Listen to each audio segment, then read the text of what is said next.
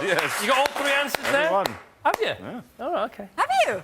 I struggled with the second one for a while, but then again, I always do. Now, sometimes we get letters from our showbiz pals asking us if we can make their dreams come true, like a celebrity version of Jim Will Fix It. Yeah, often they want something quite ordinary, like their own fly-on-the-wall documentary series or a centre-page spread in Hello. But then again, on other occasions, they ask for something a little bit special. John Barrowman is famous for his performances on stage and TV, especially as Captain Jack in Torchwood. But as a dog lover, he has a pretty wild ambition: to get up close to a wolf. So, John, why wolves? Having grown up in Scotland and started my life journey there, that the fact that wolves now no longer exist in northern Scotland, I think, you know, it's something that I would like to see, you know, maybe them brought back. I've only seen them in films, and the kind of Hollywood portrayal of wolves, it's not good. So I hope to, you know, dispel that myth today a little bit. And to come back with all your limbs and your hands intact. I've got a plan for that, because, you know, if you're with me, I'm chucking you into their jaws and I'm running. By the 18th century, British wolves had been hunted to extinction. But today, there are some in private collections, rehoused from zoos and wildlife parks. Near the Welsh border, Tony Hayway runs Wolf Watch UK, a charity that saves wolves which might otherwise have been destroyed. It all started about 30 years ago, and myself and a friend visited a zoo in Warwickshire, South Warwickshire, which was being closed down by the local authority. The zookeeper showed us around, and it came to the wolves. I asked him what they were doing with these wolves, whether they'd found a new home, and he said no, they weren't worth anything, so they're going to be put down. And that's really how it started. So you saved them? Yeah, I suppose so. Ooh, speaking of. Yeah, two there. Although wolves are part of the canine family, the strength of their bite is reckoned to be twice that of a German Shepherd. Listen to that, because normally some animals... Some animals... Watch my knee a bit. Thank you for that, Tony. Some animals, when they have... you see them stripping the meat off the bone, but he just chewed right through that. Absolutely. They'll eat the whole carcass.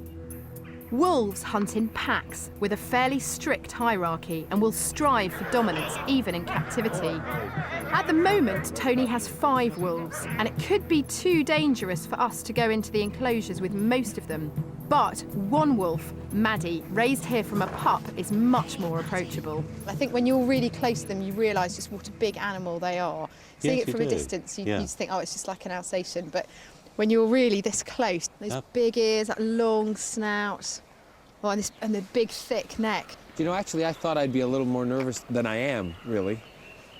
But what about John's desire to see wolves back in Scotland? It's a topic of much debate.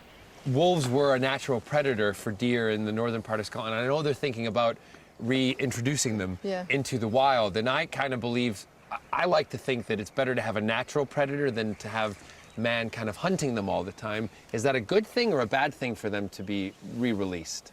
It's a lovely idea in itself, but I think if you look at why the animal became extinct, look what's happened since extinction, and look what the likely environmental impact would be if you reintroduced it.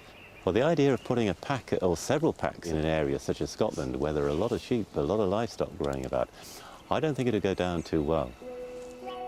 But there's one loud element of wolf behaviour that John has yet to encounter, which I think is best to experience at night.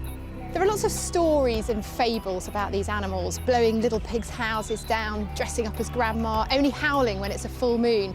In fact, they do howl regularly to communicate, and if we're really lucky, we might get to howl with them. They do it to warn other packs of their territory, but also to bond within their own group. And it needs one wolf to kick it off. And you tonight, John, I am that could wolf. be that wolf. So clear your throat. I'll give it a whirl. Have a go at howling. Okay, here we go. Hey, Maddie.